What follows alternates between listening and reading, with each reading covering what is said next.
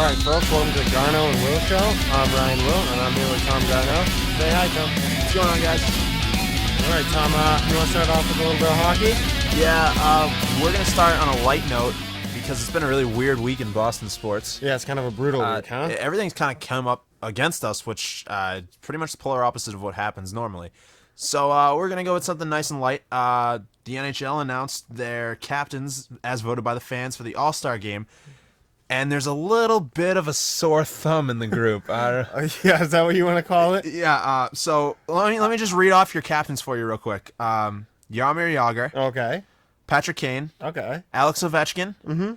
And John Scott. Oh, John Scott. And, I'm sure you Bruins fans are pretty familiar with that name, huh? And if you happen to not be too familiar with John Scott, I'll give you his career stat line. In 285 games, John Scott has scored 5 goals, 6 assists, totaling 11 points, is a negative 18 on the plus minus, and has 542 penalty minutes. Hey, he's an all-star, though, huh? I am very happy that they decided to go with the fan vote. Yeah, that's fun. I mean, This is fantastic because the internet took this thing over. yeah. For if you're not catching on here, the NHL is switching to a 3-on-3 format this year, where they're going to play a series of tournaments to determine who the All-Star squad is, really. And the fact that we get to watch John Scott bumble up and down the ice 3-on-3 with the best players in the world and try to fight his way through the skills competition, of which he has none. Yes. I think viewership numbers are going to go through the roof. Is there also going to be a new fighting competition? Oh my good. Oh wow, that needs to be a thing. Well, I mean, he would win that one, right? Yeah. Get Bettman on the phone. We got we got to make this thing happen. I mean, I would watch it if there was a fighting contest every year. Absolutely, I'm gonna watch it anyways, just because that's gonna be hilarious. It's gonna be funny. I mean, all joking aside, though, the 3v3 format, It's nice. it's a pretty nice interesting. change, yeah. The whole All-Star game thing. Look, it's hockey. These guys don't want to hurt each other. It's literally a meaningless game when you play 5-on-5, anyways. Splitting it up and going 3-on-3, opening up the ice a little bit for these guys to, put up 15 goals in 5 minutes. That's great. It's entertainment. That's what it's all about. Yep. No one's actually playing this thing out hard. I'd much rather be as entertaining as humanly possible. One could argue that John Scott's never even played hockey. Yeah, he's how he has. I mean, I'm astonished What was that the he even number of has votes? 5 goals. What's the number of votes he got?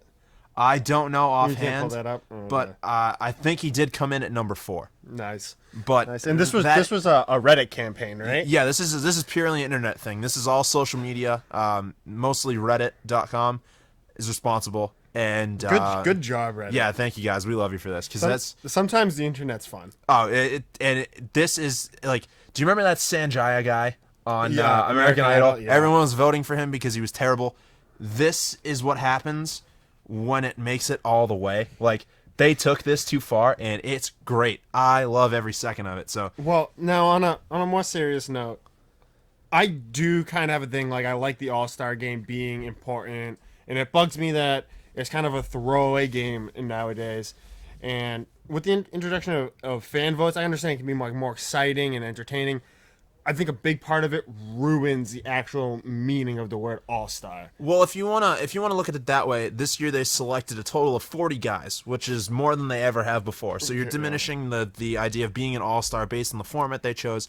I don't have a problem with it with hockey, because like I said, these guys don't want to hurt each other. You don't want to see someone go down in an all-star game. It's a smush match, anyways. I mean, essentially now what you have is the All-Star vote is a popularity contest, and really you got to look at the first team, the All-Pro list. Like, Well, that's- so here's you're and slightly that's in all sports, really. You're slightly mistaken here at the NHL. The only fan votes that they allowed were the captains. Was just the captains? Yeah, the league selected the other 36 players. Okay.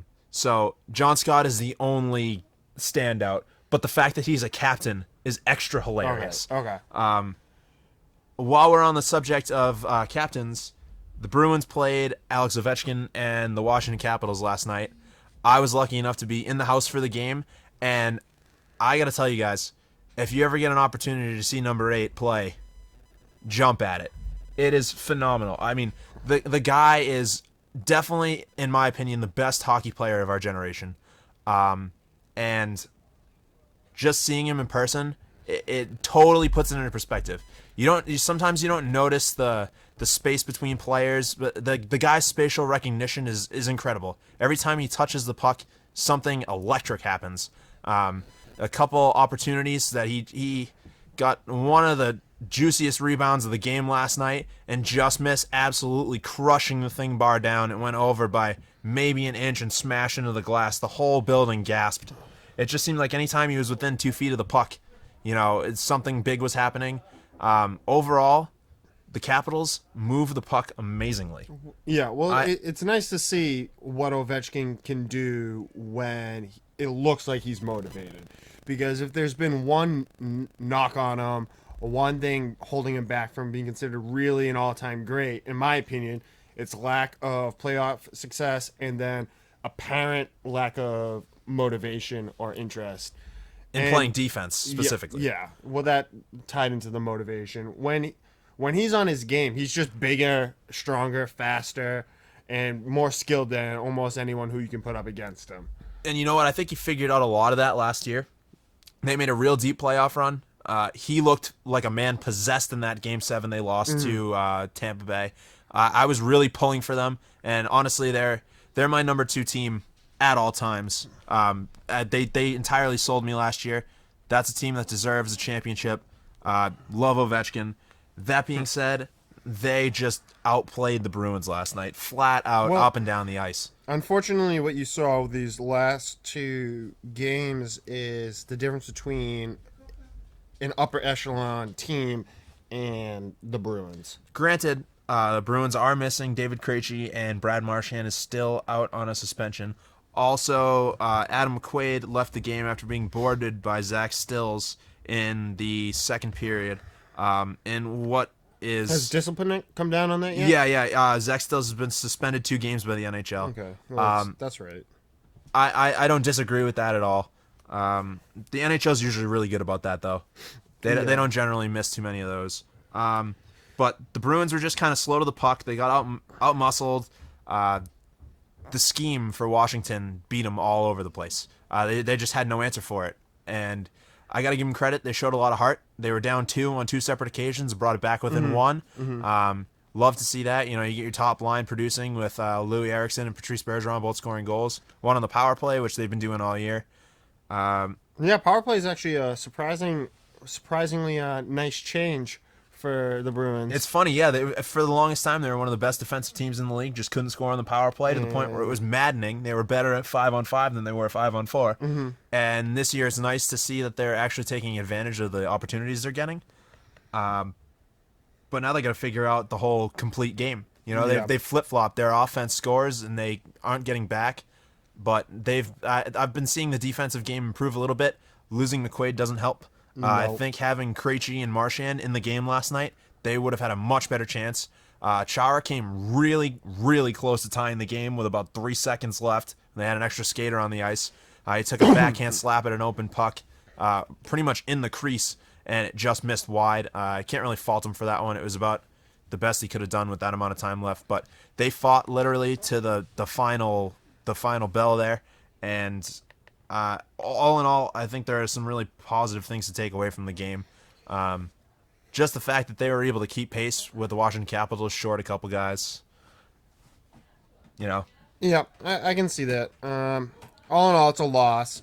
And looking at the schedule here, they've got 5 games in a row on the road. And then we got 1 at home versus Toronto, and then back on the road in Montreal.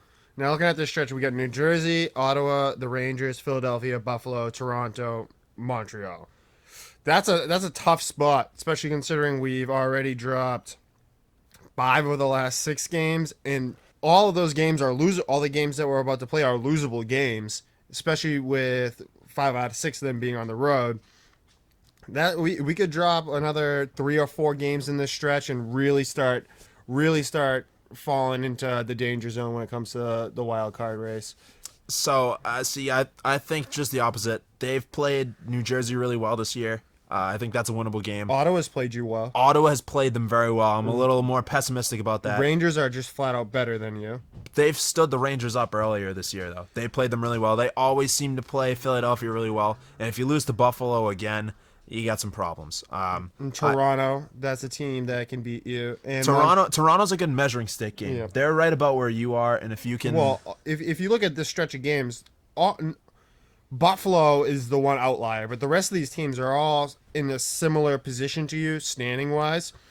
Montreal is obviously ahead of you, but everyone's kind of close to you, especially Ottawa. Ottawa is right behind you, and the Devils are right ahead of you. So if you drop too many in this stretch, you might be talking about really falling completely out and never being able to recover. I think that's a little rash. It's still too early for that to say they're going to be totally out. Well, because if totally out, if you can they always make a win, run, if they win these next 6 games, they're not locked. You know what I mean? No. So I mean, either way, I would like to see them swing it here. You know, turn things around, get a couple big wins here because, like you said, the games are very important.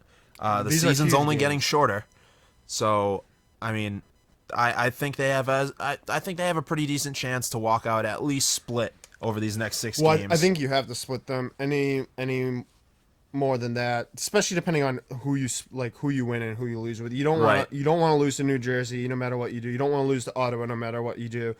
And Rangers, Phillies, Sabres aren't so as massively important, but then you absolutely have to beat Montreal. And especially after that Winter Classic. I have absolutely no faith you're going into Montreal and touching them. I think that they have your number now more than in recent memory. I wouldn't play Rask in that game. I would absolutely not play Rask in that game. I'm never gonna agree with not playing Rask. The record stands up. I mean, yeah, the record stands up. Any given night, you can win a hockey game, though. And when the guy's making the money that he's making, you play him as often as you possibly can. He's a proven goaltender, and it's not to take anything away from Jonas Gustafsson because he's been a fantastic backup this year. But I want my number one out there when I play the Montreal Canadiens, regardless. I don't know if I want Rask out there. I mean, come on, the guy. It's not a small sample size anymore. The guy absolutely does not play well against them, and I think the whole team doesn't play well against them. There's that, but I mean, it's such a sore thumb with Rask, where you can just say, "Wow, what's up with him and this team?" I don't know if it's like the style of hockey they play, that they have more, skilled shooters, but you put him out there and he gets embarrassed. I mean, there have been. I'm not going to discount that there have been some soft goals, specifically in Montreal games. They happen, and maybe it's a head thing with him, but it's got to be similar to a head thing because it looks like he just doesn't have it against them. If it's a mental thing, though, I want him out there in the regular season playing them because if you play them in the playoffs, you're gonna have to play him 7 straight, and he's playing all 7. Hypothetically, potentially, would you play him in? Let's say the rest of the regular season, he still continues to look like butt versus Montreal. You get into the playoffs. How short of and you match up against Montreal? How short of a leash do you have him on? Because I say if the first game and he gets blown out, he's not touching the ice again for the rest of that series, in my opinion. Now, see, if he got blown out the first game, or if the first game's a close game, they get blown out the second game, then I would consider it. Let's cross that bridge when we get there. Well, I'm just throwing out a hypothetical. Right, and I'm not prepared to make a call on that without seeing it playing out in front of me. Well, so basically we got to win at least half these games to feel good about things going forward. Yeah, and I can agree to that. I mean, they're going to get guys back. They're going to get more healthy. Let's hope that the McQuaid thing is very short term. He left the game, didn't come back in, probably with a concussion. I haven't heard any official word on anything yet. So we'll wait to see what they say. Hopefully that is the most of it and that he can recover from that in a speedy fashion, that there's no long-term injury here. Do you want to talk about the other team in Boston that's kind of middling around, playoff contention, not playoff contention? Yeah, we can talk green team real quick. All right, let's do some Celtics. Now, the Celtics were on a great 4-game winning streak. It's always nice when you can put teams away, especially a team like the Knicks, who are a quality opponent. Yeah. And then the most baffling thing happened. We lost back-to-back to the Lakers and the Nets, and they suck. Yeah, those are terrible losses. I don't know if the whole Kobe thing has anything to do with it. If that just got in their heads, he didn't play well. Well, no, he at didn't. all. He wasn't on the floor for much of that game. And People were very mad about the cheering of Kobe at the end of the game. Yeah, I don't think that you cheer for a rival in a close game. See, I don't have a problem with it. I do, because you're in playoff contention, and these are games that you should be winning, and you need to be winning. And as far as it stands, like, yeah, you can respect Kobe, and you can cheer for him before the game, at halftime, and at the end of the game. But while you're playing, you don't cheer for him with 5 minutes left when the game's, up for debate. You absolutely do it. Absolutely don't do it. See, and especially Kobe and the Lakers. This is the best analogy I can do. If the Pats had Peyton Manning at home, would we ever cheer for him? No, I don't think that's a fair comparison at That's all. an absolutely fair comparison. No, I really don't think it is, because Peyton Manning hasn't bested you or the rest of the league the way that Kobe Bryant has bested the NBA for most of his career. And say what you want about the guy's personality, a lot of people don't like Kobe. He's a phenomenal basketball player. Manning's a phenomenal football player. Manning's a phenomenal football player in the regular season. Kobe was for a very long stretch of time, Kobe was the most dominant player in basketball. Pretty much from the time that Jordan retired till LeBron entered the league. Him and Shaq were 1 and 2. Yeah. And they won championship after championship. I got nothing but respect for the guy as a basketball player. Don't particularly like him as a person. But I'm willing to suspend that for, the amount of time that he's on the court night to night. I just don't think that. Now, if we are both horrible teams, go ahead, cheer all you want. I think this is a more realistic comparison, and this happened. Red Sox fans cheering Derek Jeter and Mariano Rivera, both of those guys, I think are a more fair comparison given the history between the teams and the nature of the sports. Basketball isn't necessarily violent in the way that football is. I don't know if I entirely, because I don't remember them cheering whilst Jeter was like at bat or stuff like that. I thought it was, we gave him his ovation, we played the game, and then every time he came up to bat, he got a standing O pretty much, because it might have been his last at bat. And Mariano Rivera came in to close the game at Fenway, and the place went absolutely nuts as he walked out from the bullpen. What year was that? That was last year. So we weren't in contention for anything last year. So like I said, no, but the Celtics are losing a game to the lowly Lakers, who aren't in it for anything. No, and that's exactly why I don't think we should be cheering for him. But see, I don't have a problem with it. Differing opinion. You're talking about an all-time great in an all-time venue against an all-time rival. That's the last time Kobe Bryant, one of the all-time great Lakers, is playing the Celtics in the Boston Garden. That's it's a basketball thing. Really. Those fans suck. As much as I like the sport, but like Celtics and basketball fans in general, they're weenies. I'm sorry. I like to think that they more respect tradition.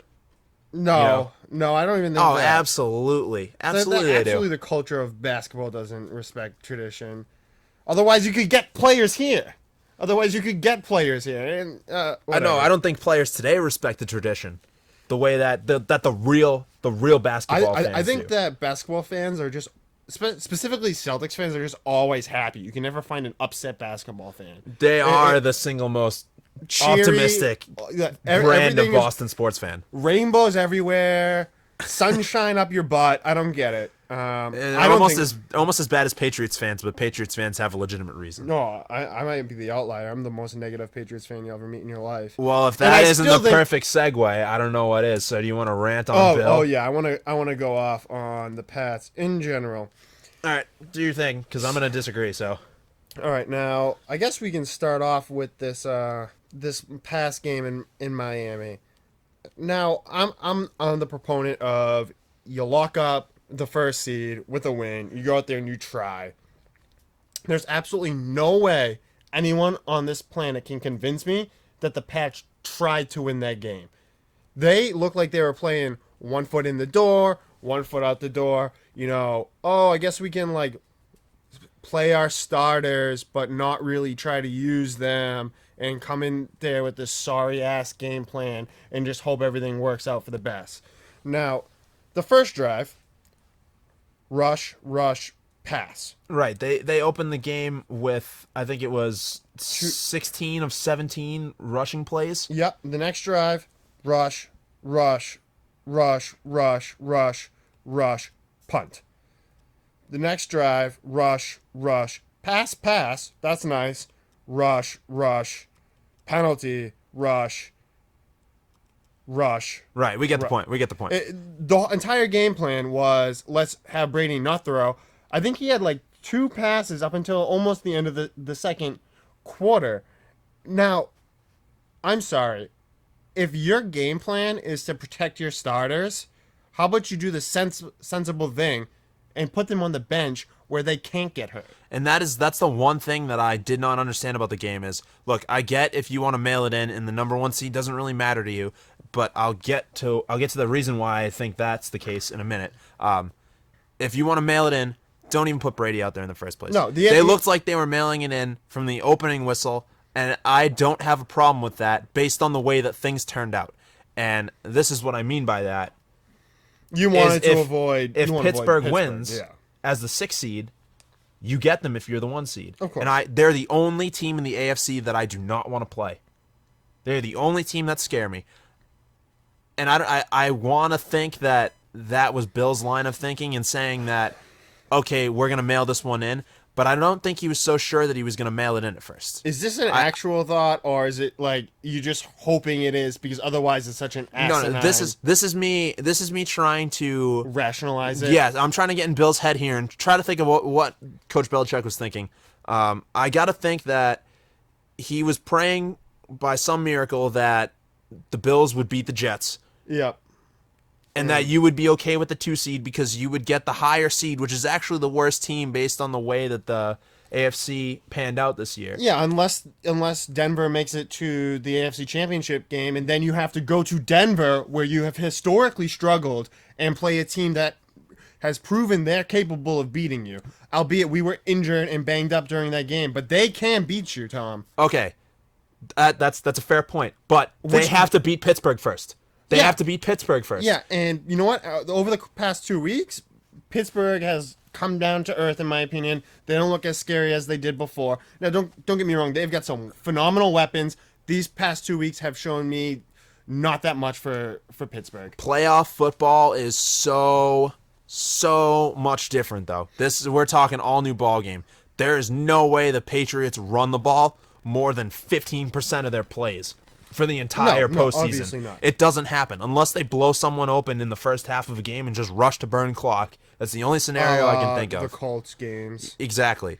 But you're not gonna get one of those games this year, I don't think.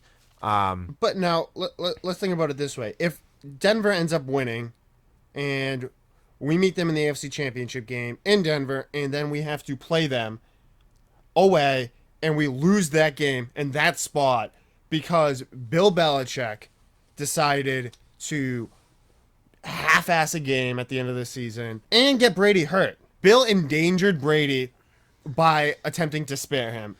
And you know what? It's really disgraceful, and it's one of the worst moves I've seen him pull as a coach. And I thought over the past 6 weeks, he's mismanaged this football team, and he's put us in a spot where he's made injuries coupled by throwing away games like against Philadelphia, trying to a foolish rugby kick, costing us that game. And special teams is one thing. That's not all on him. But you know what? You don't pull a rugby kick and let that team come back. You don't throw away games. I don't like that they've thrown away possessions going into halftime. No, it's absolutely seemed like they were just giving up on games or not really trying to win. And they put themselves in a situation where that's come back to haunt them, because if they had just beaten Denver, beaten the Eagles, Even if they had just beaten the Eagles alone, or the Jets. Any one of the games that they lost this year. they could have just sat people. And they have had some horrendous losses this year, and which is really uncharacteristic. Yeah, it's not the Patriot way. It's not Patriots football. That's not a Bill Belichick loss. But it happens, and it's done. Of course. And all I can do is hope that my then attempt to rationalize this is it's the only way that this pans out favorably for the Patriots. If we avoid Steelers and Steelers somehow get to the AFC Championship, and then we get them at home. Yeah. Yeah, I can understand that. But I'm saying we shouldn't have even been in that situation.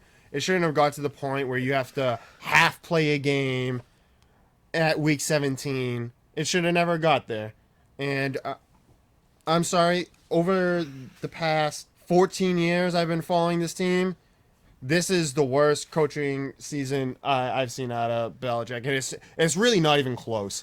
And that sounds crazy to say when we started 10-0. And yeah, I get the injuries, but I think he's egregiously mismanaged the last 6 games. That's a fair criticism, but just remember that, probably 20 other teams in the NFL would kill to have this mismanaged ending of the season over what they've got. And 31 other teams would kill to have Belichick, but that doesn't mean that I can't criticize him when I see. No, it's fair, but just keep it in perspective here. They're still the 2 seed, and you may have ended up with a better match. You're definitely going to end up with a better matchup in the divisional round, regardless of who you play. It's still going to be at home. And you're not going to get the Pittsburgh Steelers. In my mind, you've already won something there. You just got to hope that, and the Steelers might not make it out of the wild card round. Houston looks good. Cincy looks good. But I'm not afraid of any of those teams the way that I am. Ben Roethlisberger is the only real quarterback left in the playoffs. We sat here and we talked 3 weeks ago, and I told you how afraid I was of the Steelers. And I'm going to sit here and tell you today that defense is soft, that offensive line is horrible, and Roethlisberger looks off his game. So I'm not. So hold on. The Patriots right now, their defense looks soft. Their offensive line is terrible, and Brady might be hurt. Yeah. So you want to play, apples and bananas here. This is like no. I don't want to roll those dice. I don't want to roll those dice. Another reason why I would have preferred home field advantage throughout, because I think you're going to see Denver in the AFC Championship game, and you know what? I don't have great confidence that you can go in there and beat them. I don't. And while we are on the topic of the Denver Broncos, it is my turn to get angry and cry and whine like a little girl, because the treatment that Peyton Manning got coming back into that game the other night was absolutely disgusting. Well, just gross. The commentators, I'm glad they didn't pan over to the press box there, because there would have been censored bars everywhere, man. They were just all over it. Yeah. Peyton Manning comes into the game, provides the emotional spark that the running game needs to win they ran the ball for the majority of their yards. You know what? Peyton Manning went 5 for 9 for 69 yards. 3 of those completions were bubble screens. Yeah. He threw 2 passes down the field. Yeah. And you would have thought that he threw for 230 yards and 3 touchdowns in the second half of the game, the way they talked about it. It just absolutely disgusting. Tom, can I ask you a question? And it wasn't just the commentators. ESPN was going off. Oh, of course. The Twitter world was exploding. We've been over this. And I'm sitting on my couch with a barf bag in hand, just dry heaving, saying, make it stop. And the best part is, they still have a quarterback controversy. Because are you gonna go right to Peyton Manning? Oh, I would. I 100% would. It's not even a question in my mind. He gives you the better chance to win a game. On bubble screens and audibling into run plays? That's if that's what you're going to predicate your Super Bowl run on, I'm glad I'm not on your team. Like, if he can throw 25 yards downfield, he can't. He cannot throw the ball 25 yards downfield. No, he can't. He has can't zero go much further than 25. All right, so listen. He can audible, and he can execute the short plays, but he can't stretch the field, and he has absolutely no mobility. You bring any amount of pressure, and that diaper's going to load up quick, and he's going to go right down, and it's going to be stinky back there. Well, it looked to me like Brock Osweiler doesn't know how to run an offense. He doesn't recognize defenses. He's a young quarterback. You're going to get that. But I think he can... Okay, so that's fine. Next year, you play Osweiler. I think this year. So you're these gonna next 4 games, 3 or however many games it is. you play Manning, you might not win the first one. Well, there's always that thing. There is that thing. So there's no room forever. Do you play with a guy that's been playing for your team for the last 8-10 weeks, or do you go with the wily veteran who's clearly still hobbled? No, he looks way healthier than he did. He looks way better. Even on the throws. He did actually overthrow some people down the field, so he can get the ball there. It might not be accurate like it used to be. But he was doing the same thing early in the year when he was terrible. He was every time he went to go throw it on the field, he was 10 yards over someone's head, and any time that he needed the short pass, it was at their feet. When you watch the game, when did the offense look better, with Osweiler or with Manning?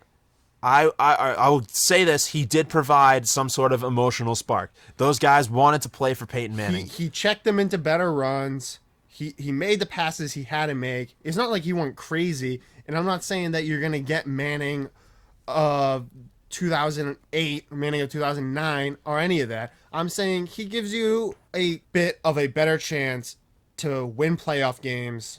Even with his history of crapping his diaper in the playoffs. Yeah, I still got to give it to him. We don't. Wow, there's a lot of ifs, ands, and buts in there, and you're dead set on this. We don't know what Osweiler is going to do in the playoffs.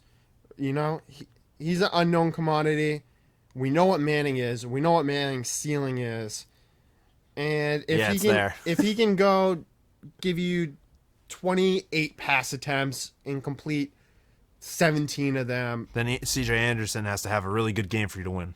Yeah, the running game has to be great, but you know what? I don't think Osweiler is going to go and pick apart a great defense. I don't think Osweiler is going to go dissect plays. No, I don't think he's going to be fantastic, but I think he gives you a better chance to win. Oh, we are not going to agree on this one. I hope that again they start Osweiler and then they have to go to Manning, and I hope that I'm proven right again, at least for 1 week, and then they can lose the following week, so I can just put this argument to bed. But I so badly want you to see that they can't win the Super Bowl with Osweiler. 0% chance they can win a Super Bowl with Osweiler. At least there is a 5-10% chance they can with Manning. So it's funny you say that. Dan Katz of Barstool Sports, a.k.a. Big Cat, was saying that if the Broncos decide to start Brock Osweiler and then switch to Peyton Manning at halftime every week, that they're officially his Super Bowl pick. If they go with that specific game plan, and I don't disagree with that. That sounds like pretty airtight logic. But I think Gary Kubiak's thanking his lucky stars that he's got a week to think about this. Yeah, no, it's nice. You know, they can give him plenty of snaps and see how Manning's body looks. And like I said, if Manning is anything close to 100%, if Manning's 70%, I'm going with Manning. I really am. And it looked like he was close enough last week that I got to give him the nod.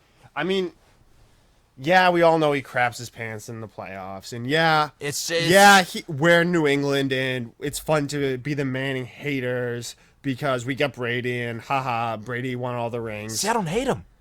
I don't hate him at all. I just think he's done. I think he's toast. Oh, he's not coming back. If he comes back next year, then that's absolute bananas, because he shouldn't have came back this year. That being said, he still gives him a better chance than Brock Osweiler. He does. Okay. All right.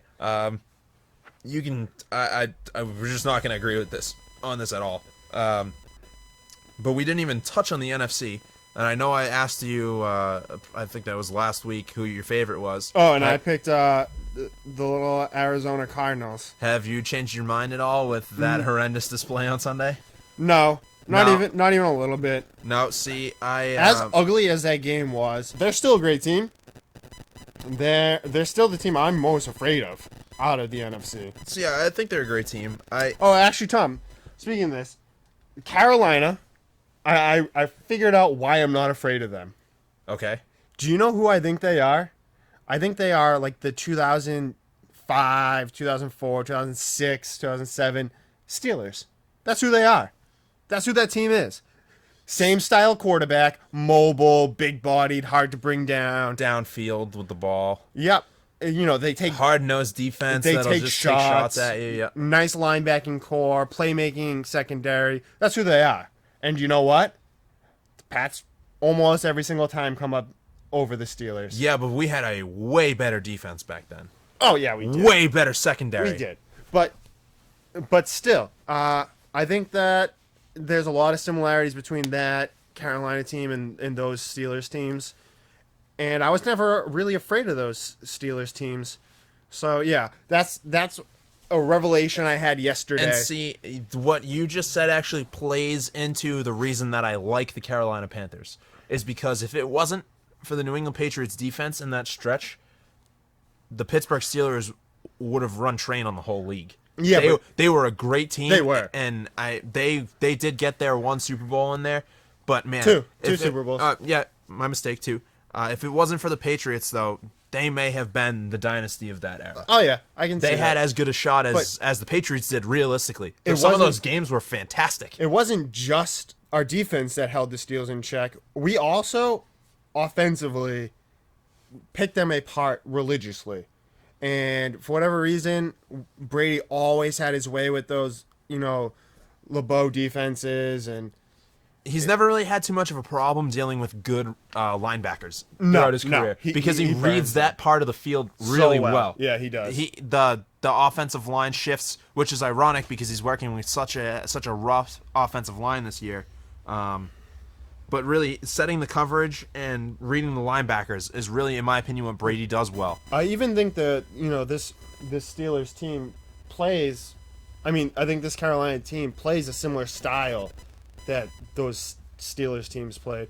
So it's just beyond the obvious, Cam Newton, Ben Roethlisberger. I think there's a lot of parallels, and that's why I like them, because I don't think there's a team in the NFC other than the Cardinals who they won't see until the NFC Championship if they both get that far. I think they're the only team in the NFC that can stop them. Seattle absolutely roasted the Cardinals. Yeah, they did. I will. They look they're coming in hot, huh? Yeah, they are scary, but I still like Carolina over them. I still like Carolina over the rest of the NFC.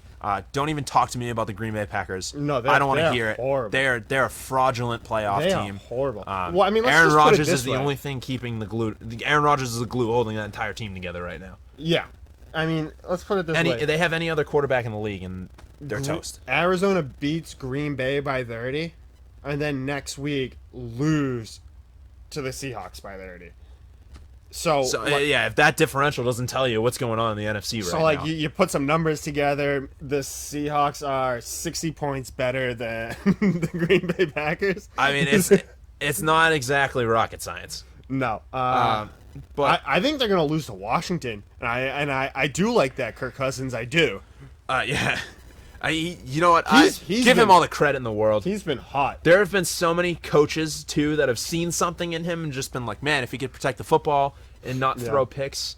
Have you seen the stat differential between after he said you like that and before he said you like that? It's something crazy. He looks pretty good. No, he absolutely has turned a corner. I think he's for real.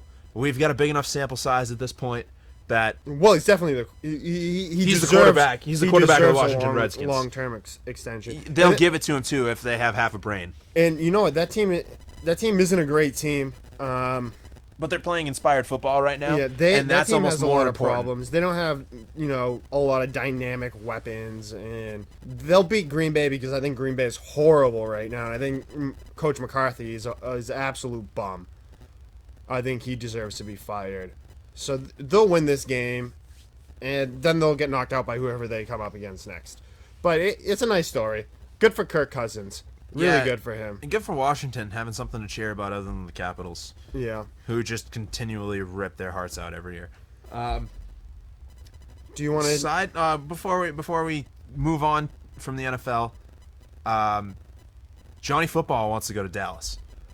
Wait. If we're gonna do Johnny Football, I have to bring up. Have you seen the report that he was wearing a wig and glasses and a mustache? I love it.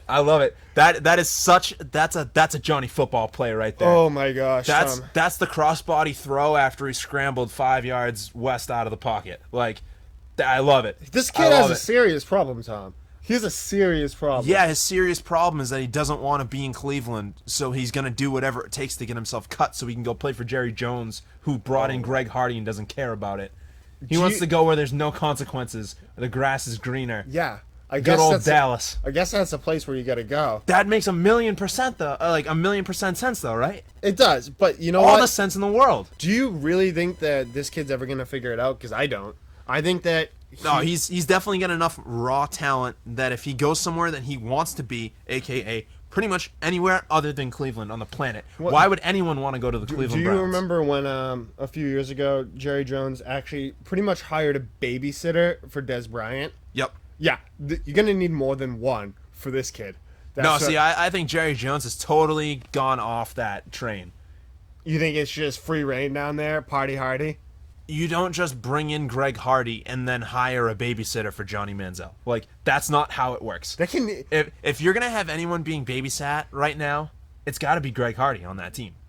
No, because... Going into the offseason this year? Who wants to watch Greg Hardy? I'd be afraid if my job was to watch Greg Hardy, I'd be like, yo, no thank you. I don't want to be on the mattress full of guns, okay?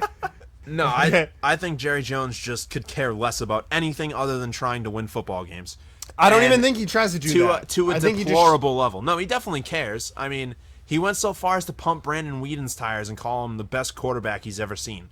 Like, that's how much the guy cares about winning, is that he will bump a guy up who's trash just to make him play better. I don't know. I think he's all about media right now. I think he's all about just promoting his brand. And why?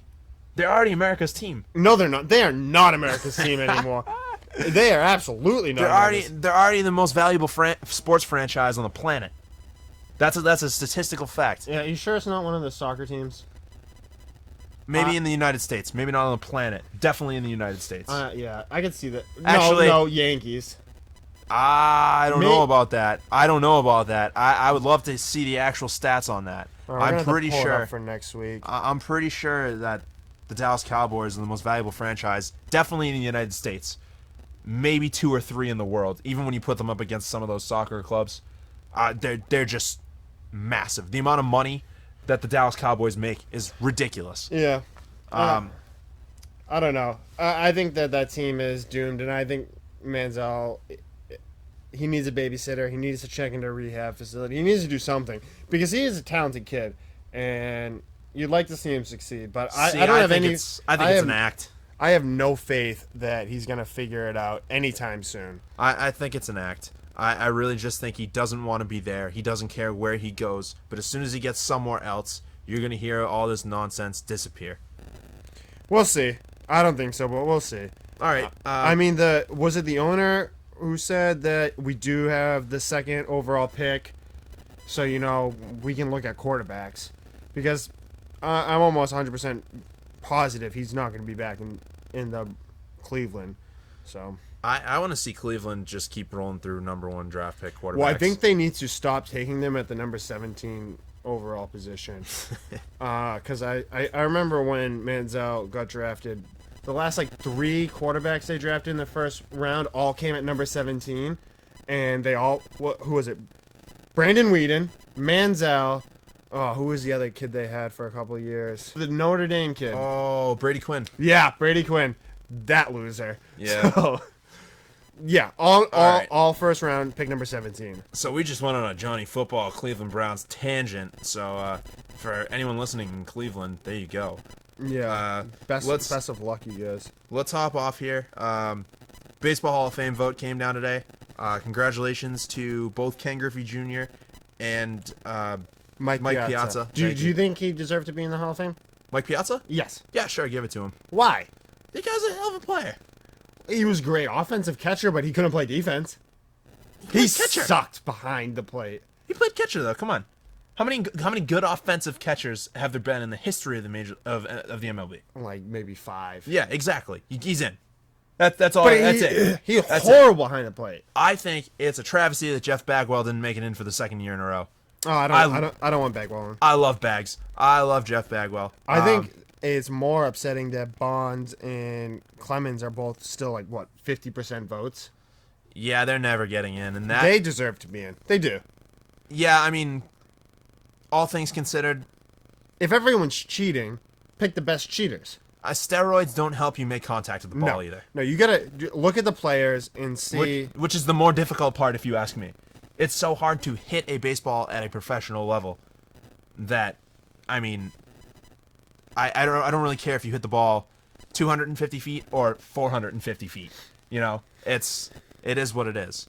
But double congrats to Ken Griffey Jr. for breaking the overall vote percentage Record, 99.3. It was only 3 total votes away from being the only unanimous decision. I want to know the dinks in the the BBWA who decided not to vote for Ken Griffey. $20 says one of them is Dan Shaughnessy. No, Of the Boston Globe. No. If anyone was gonna do it, it would be Dan Shaughnessy. Come on. I don't think he's that big of a dink. No, I just see him being spiteful like that, though. Like, oh, I already know he's in, so I'm just gonna not vote for him just to be that guy, you know? I can't believe it because there's no one out there who thinks he wasn't a Hall of Famer. No, that's why it's like befuddling to me that he didn't get the unanimous. But it's also strange to me that no one has ever been unanimous. No, it's because they're dinks. They don't want It's on purpose. The whole like they don't want the sanctity of the Baseball Hall of Fame. I've Exactly. never understood. It's the hardest Hall of Fame to get into. It's also the oldest sport that is recognized. I guess the thing is, Babe Ruth wasn't unanimous. All these other guys weren't unanimous. So now, out of spite, they have to make sure that everyone else can't be unanimous. No one's either. ever allowed to break that mark. Well, if that's what they're going for, and that's the standard by which you rate baseball players, Ken Griffey Jr. is now the greatest baseball player of all time. Yeah. So they've already failed in that margin. And in this day and age, no one would confuse them with a logical group of people. But right. The BBWAA is just to me it's a fraudulent organization. The way that the Hall of Fame is run, Well, just I don't look like at- it. It should be a museum that is dedicated to glorifying the players of old. yeah, That's it. If there's a guy who stepped out on the diamond and was fantastic and deserves to be remembered, he should be in the Baseball Hall of Fame. well, I mean, I don't agree with it at The all. interesting thing for me is how they let people have their votes. Like, you don't even have to actively be covering the sport. Once you are granted a vote, you're grandfathered in your life. Lifetime. Yeah. It's just dumb. Anything happen with the Red Sox? I don't think so, right? No, I haven't heard any news one way or the other. Still a couple months It's out from like training such a camp. long off season. Yeah, well, it's such a long season too. That's Yeah. it's like 0 to 100 to 0 again. you Yeah, know? there's like this dull moment here where absolutely nothing happens. Yep. But at least something baseball happened today with the Hall of Fame. So it's refreshing to have that. I can almost smell a little bit of the spring in the air. The petunias are starting to think about growing. Do you want to do some playoff picks before we wrap up for the end of the day? Oh yeah, sure. Pull the brackets up. All right. Kansas City, Houston. I got KC. Yeah, I would take KC too. Pittsburgh, Cincinnati. Pittsburgh. Cincinnati, regardless of quarterback. Really? Yep. All right, you're really going hard in this whole no Pittsburgh thing. Yeah, that I'm not afraid of them anymore. Got to give you credit for sticking to it. Seattle, Minnesota. This is a good one. It depends on what Seattle team shows up to play. Because Well, I think you gotta Minnesota, make I think Minnesota's for real, but there are games where Seattle just plain doesn't show up sometimes.